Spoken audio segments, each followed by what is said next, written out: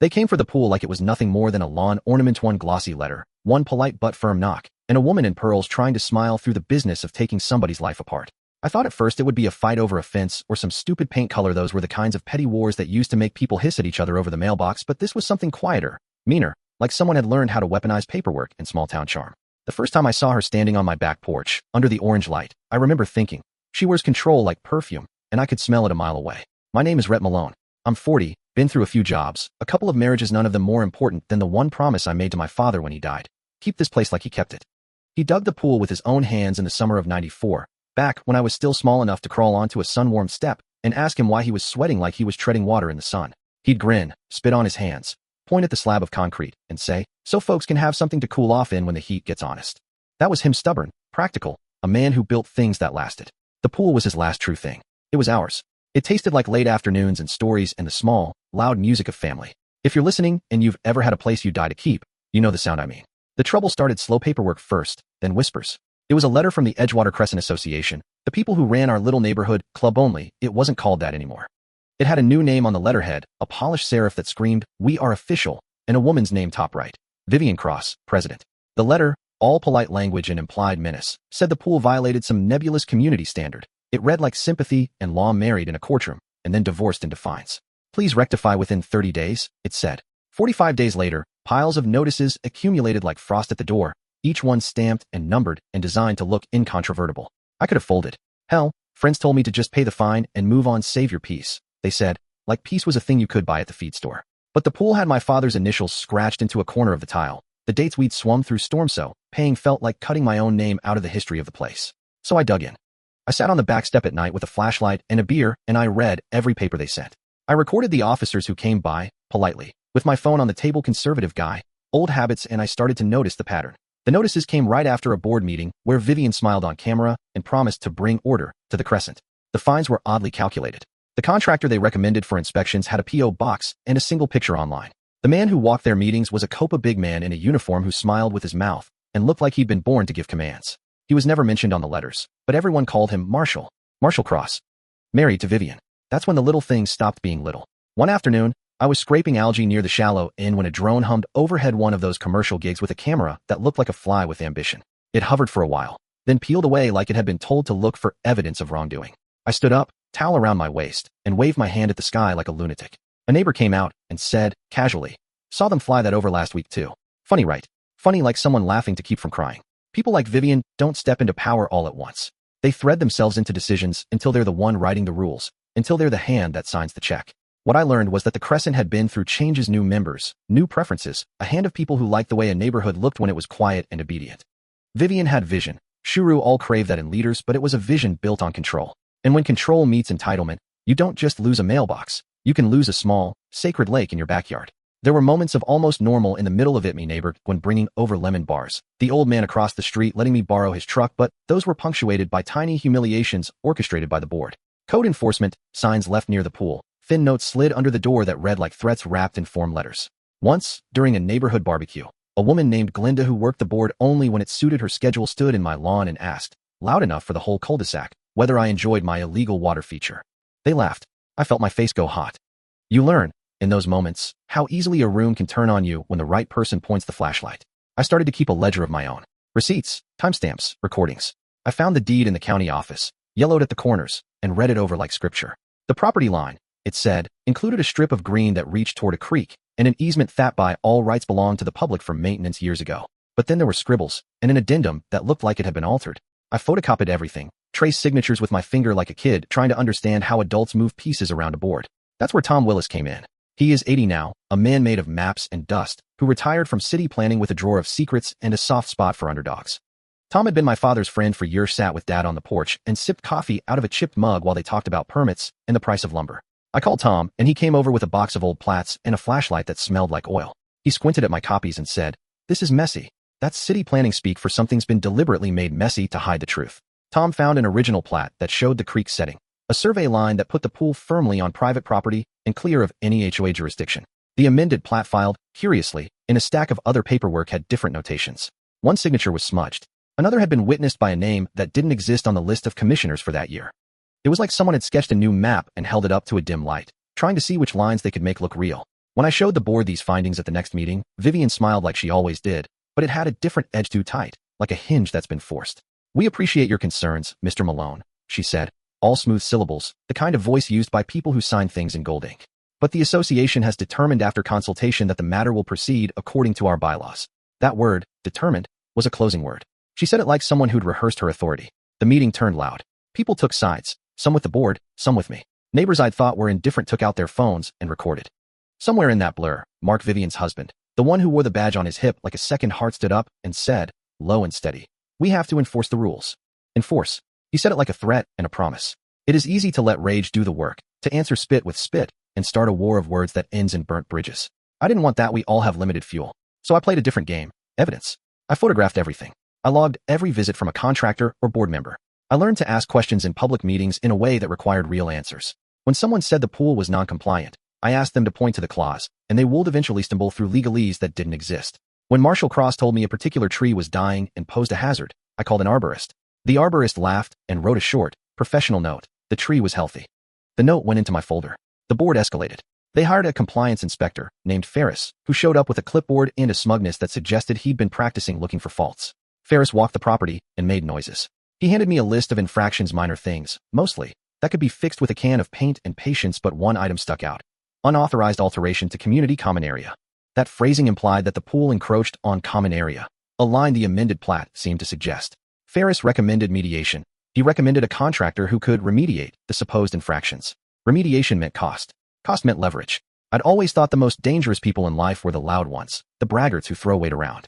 But what I learned that year was different. The most dangerous people are the ones who can make a room lean in without anyone realizing until the room has been rearranged. They arrange agendas. They plant friendly faces in committees. They quietly change minutes to read the way they want history to speak. And when you push back, they smile and call it necessary. One night, 2 men in suits knocked on my door after midnight. They said they were from a company that had been contracted by the association to do property assessments. They wanted to take soil samples. They had papers that made my chest tighten. They had a stamp. They had a tone that invited cooperation. I let them in because I always try to be cooperative. Some habits are hard to break. They walked through the yard like men who owned the property, measuring, jotting. When they left, I discovered the garden hose had been cut. Someone had slashed the hose with a pocket knife. It's stupid, I know, an act of petty sabotage, but when it happens to you, it feels like a slap. I went to the county recorder's office myself. There I found more oddities. The HOA's bank statements, public records, if you knew how to ask, showed payments to companies that only existed on paper. Checks written to landscape consulting that aligned perfectly with the dates of certain notice mailings. Invoices for drone surveillance paid out of the association account from a company registered to an address that was a mailbox rental 2 towns over. Money flowed in ways that made me think less about gardening and more about a centralized plan about how to make the cost of keeping something just too heavy for a person to carry. The most dangerous part of this whole thing was when neighbors started to believe in the inevitability of it. People assumed that rules exist because they must, and that if someone has more paper, they must be right. I'd see them at the diner, stirring their coffee and saying things like, well, these are rules. It felt like gravity, slow, persistent, indifferent. It felt like people were choosing to look away because standing up seemed tedious. By then I'd made an ally in Linda, the treasurer of the association, who had a conscience and a spine but lived in fear of the crosses. She'd been a reluctant board member for years. She'd watched the minutes being altered and the invoices being rubber-stamped and go home with a stomach that hurt. She came to my backyard one evening with a manila envelope and a look like someone smuggling hope. Inside were invoices, real ones, and a few that had numbers changed by hand. There were withdrawal slips for payments to the surveillance company, notes that showed that Vivian had signed off on certain emergency assessments that had never been discussed in full board meetings. Linda said in a whisper, "They'll fire me if this gets out." I told her to show me everything she had. She did. We started handing things, carefully, to a gentleman named Miles Hargrove, who used to work for the Federal Bureau and had settled here because summers reminded him of something softer. Miles had a way of listening like he was calibrating for truth. He didn't offer legal opinions, but he knew evidence when he saw it. He asked me to keep a list, to record interactions, to preserve chain of custody on the documents Linda gave me. He said, calmly, paperwork is a map. Follow it. When a man like Miles tells you to follow a map, you follow it. What we found was not the tidy corruption of movies. It was filigreed and slow.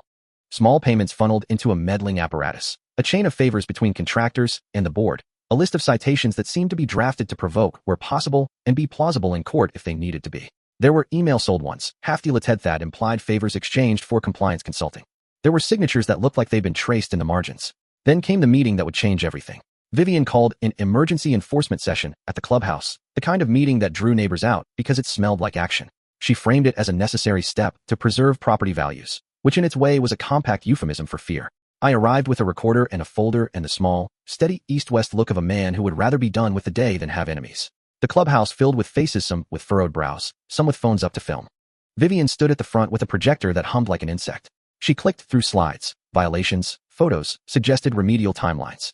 Her voice was careful, almost honeyed. Halfway through, Marshall, her husband, stood and started to speak about safety and about the need to enforce the bylaws. He leaned toward me with that look he reserves for people who annoy a cop, pity wrapped in certainty. "We're trying to be fair," he said, and someone in the room applauded because that's how humans behave when they want to keep the theater of civility alive.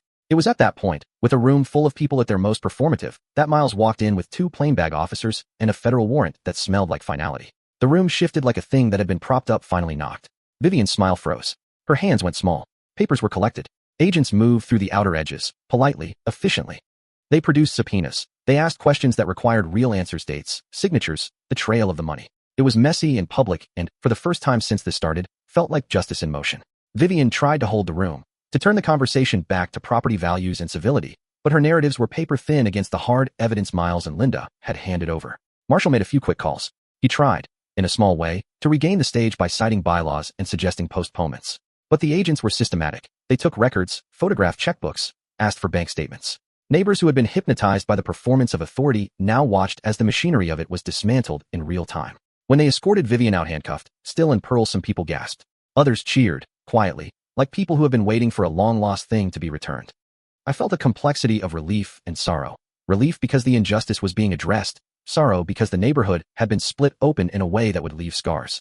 The courtyard felt larger and smaller at the same time, like a map with new lines drawn. After the public spectacle came the paperwork of aftermath.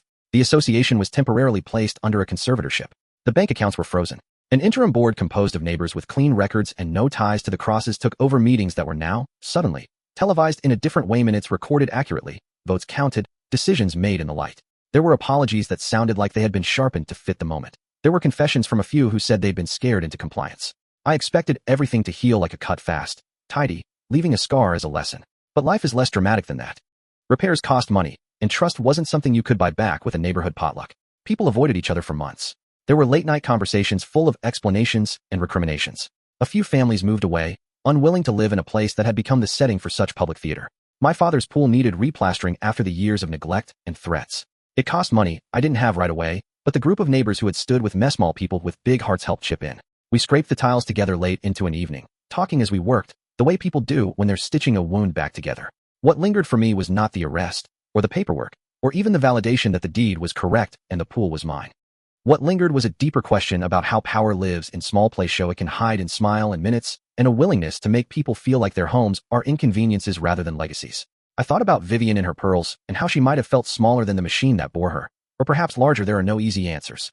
People who do terrible things often believe they are justified by something older than themselves: fear, greed, envy, or the shiny idea of being in charge. That doesn't excuse them. It explains certain patterns. Now, sometimes in the evenings when the sky is soft and the pool reflects a watercolor of clouds, I'll sit on the steps and remember my father. I run my thumb over the initials we scratched into a corner, small, imperfect letters like a map, and think about the work that goes into protecting what's yours. We live in a time when someone with a smile and a strategically worded memo can make you doubt your own rightness. It taught me to be careful, to keep records, to get help from people who know how to read the language of paper. It taught me to trust neighbors against some of them, at least, and to be wary of folks who say they're doing things for the community, while arranging the pieces so that only they benefit. I don't pretend this was a solitary victory. It wasn't. It was a messy, collective action.